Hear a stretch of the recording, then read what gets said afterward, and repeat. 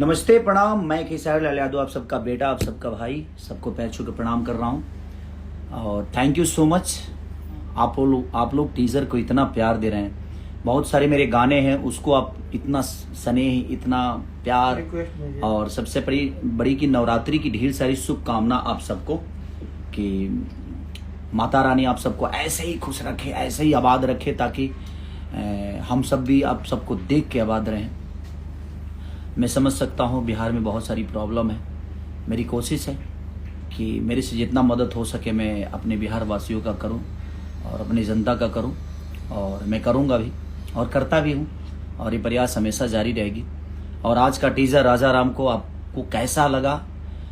सारेगामा हम भोजपुरी पे वो रिलीज़ हुआ है, तो आप जाइए और उसको प्यार और आशीर्वाद दीजिए। बहुत सारे गाने भी रिलीज हुए हैं, खेसारी म्यूजिक वर्ल्ड से लेकर, मानस रिकॉर्ड से लेकर, एंगल